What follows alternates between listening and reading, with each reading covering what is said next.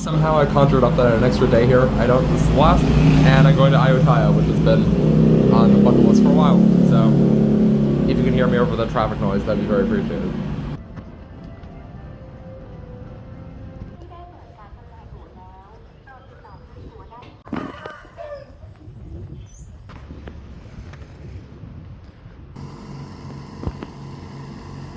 We're back in the age I know and love. Skittish street dog time. Will they bite me or will they run away? 50-50 gamble. That one did none of the above. Seem to be in a bit of a bind. Seems like being able to walk here is not extraordinarily easy, but I'll try. That's why I like walking. Ayutthaya is a touristy town. This is not a touristy part. This is just Thailand. Hi, Thailand. Yeah, I like to think of myself as brave. Not brave enough to cross that highway without a sidewalk. I will probably give in and do a grab or something, but I tried. Went to a random roadside thing on the highway. Got pork. Substantially exceeded expectations. I mean, not the best food I've eaten here, but for just a random thing. I think it said Hosik in Cantonese, but no, they spoke Cantonese. So, I was lured in by that.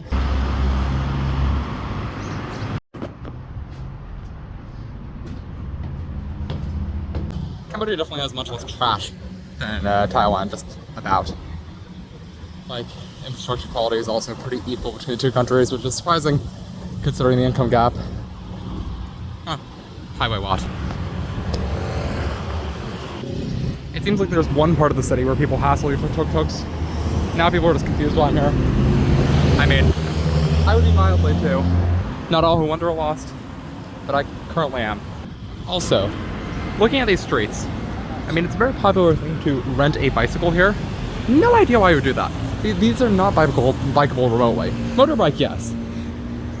Unless I'm missing something, it does not seem like a pedal bike would actually be any fun here, or substantially more efficient than walking, which is not fun, but is always at least more controllable. You're at least not on traffic directly. And I don't really necessarily want to be in this traffic. It's pretty dense.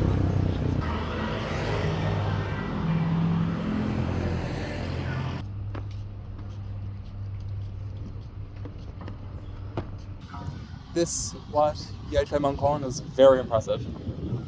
Honestly, the pictures don't really do it justice. It is much larger than I thought. I was expecting this to be like a second day of temple tours, except less impressive than Angkor, but so far it's holding up its end of the bargain. Also kind of interesting how this is just a real mid-sized city. It is fully integrated in like the urban fabric. Let's see. Temples and then perfectly normal business going on. So that's what I experienced first. Now I get to experience why people are actually here. Yeah, life is good. With the nature and everything, it's just a very peaceful night. Slowly walk around, climb up the steps, appreciate the trees.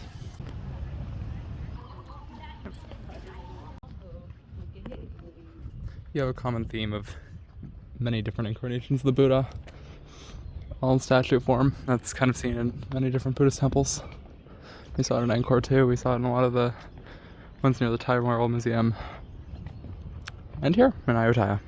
The thing I love about these sites for photography is just the amount of dimensionality, that there's so many different interesting forms that all have similarities in, say, material in this case, or certain architectural motifs, but also just there are different forms, and so you can kind of play with angle a lot, play with perspective.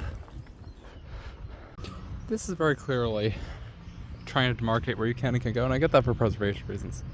I mean, the pads and preponderance of signs, they prefer more like how Angkor is managed, where there are some informational signs, but overall just kind of trusts you to find an interesting way around. So there's a little Buddha head with a very similarly colored root. It's very gorgeous. It's also seemingly the only reason why people come here, because that's like 80% of where people are. There's a security guard that is constantly in vain trying to tell people to sit down and not stand in this area that everyone wants to stand. So, I feel bad for that guy. Hard job. I mean, he has to know like 80 languages to actually get that point across. And of course, these bleachers date to the early Ayutthaya period. Little costumes over there.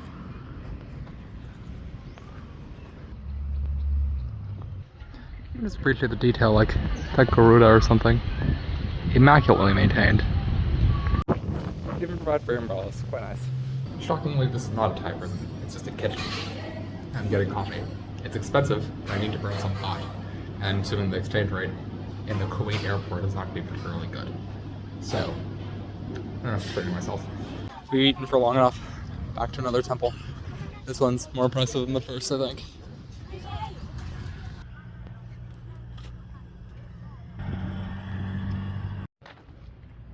We're doing something good, apparently. Yay.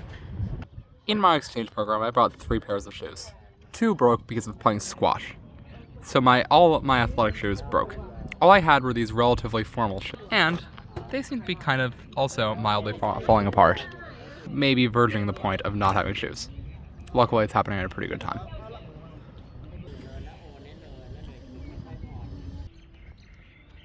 I have a pretty awkward amount of time. I have like 30-40 minutes before I can start going to the train station. Try to catch the train to Bangkok. That should get me there at 6. So I can hopefully see a little more of the city before leaving. But 30 minutes is weird. I can't really go to a news site. It's a bit long to stay here. I might just walk around the streets. A local guy asked me for a lighter. Has that ever worked before? Are there tourists carrying lighters around? I have no idea.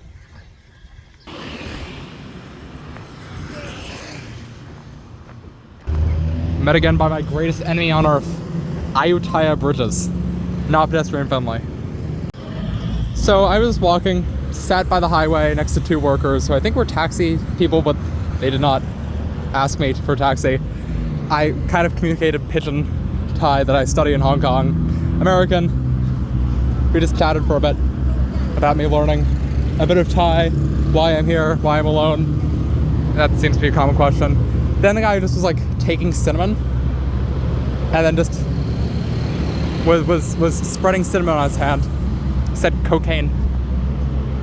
It is cinnamon. Oh, help.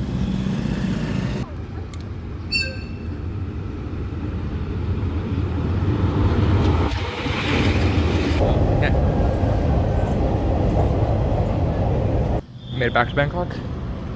So we'll probably go to Soy Arab, I guess. I guess per gaming to Kuwait, in a way. Although I doubt that expression will be used in Kuwait. Or we'll see. Maybe just go to the hotel and walk around that area, though. Sukhumvit, that area I've seen a lot of already. I was considering going to 7-Eleven to buy a razor, but honestly it's 2 more days of this, and then I can return to being relatively civilized. So bear with me.